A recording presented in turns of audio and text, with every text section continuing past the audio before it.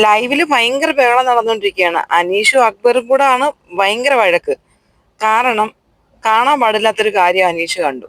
അത് വന്ന് ക്യാപ്റ്റനോട് അനീഷ് പറയുന്നു.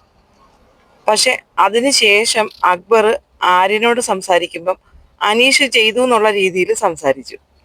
സംഭവം മറ്റൊന്നുമല്ല, പുരുഷന്മാരിൽ ആരോ ഒരാള് ടോയ്ലറ്റിൽ പോയിട്ട് ഫ്ലഷ് അടിച്ചില്ല. അതും രണ്ടിന് പോയിട്ടാണ് ഫ്ലഷ് അടിക്കാഞ്ഞത്. അത് നേരെ ചെന്ന് കാണുന്നത് അനീഷ് രഹസ്യമായിട്ട് വന്ന് ക്യാപ്റ്റനോട് പരാതിയായിട്ട് പറഞ്ഞു, ആരോ ഇങ്ങനെ ചെയ്തു വെച്ചിട്ടുണ്ട്, ഒന്ന് എന്ന് നോക്കണം. അത് സാവുമാൻ പോയി ചെക്ക് ചെയ്തിട്ട് കൺഫേം ആക്കി.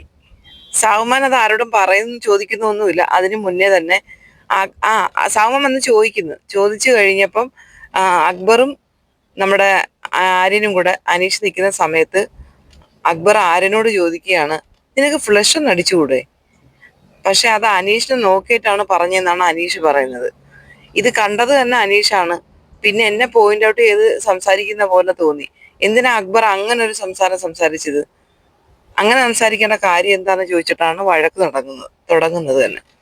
പിന്നെ അത് കഴിഞ്ഞപ്പോ അക്ബർ പറയുന്നു, താൻ പോടോ ഇറങ്ങി എന്ന് പറയുന്നു. അപ്പോഴത്തേന് അനീഷ് പറഞ്ഞു, ഇത് എന്റെ വീടാ, ഇവിടുന്ന് ഇറങ്ങിപ്പോ പറയാൻ നീ ആരാ?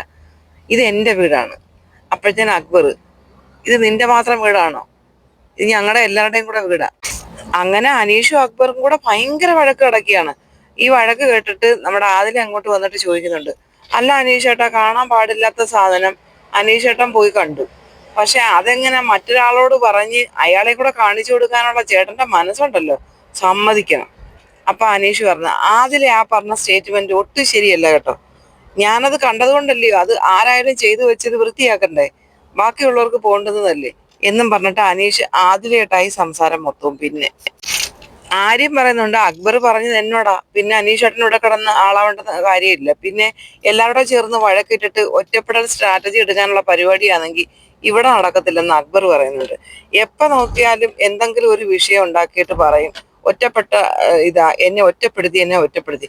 ആ ഒറ്റപ്പെടുത്തൽ സ്ട്രാറ്റജി ഒന്നും ഇങ്ങോട്ട് നടക്കണ്ട, ഇവിടെ നടക്കത്തില്ല. ഭയങ്കര ബഹളം എന്ന് പറഞ്ഞാൽ ഭയങ്കര ബഹളം. കുറച്ചു പേര് സൈലന്റ് ആയിട്ട് മാറി നിൽപ്പുണ്ട്. പക്ഷെ ആ സൈലന്റ് ആയിട്ട് നിന്നവരിൽ ആരോ ആണ് ഇത്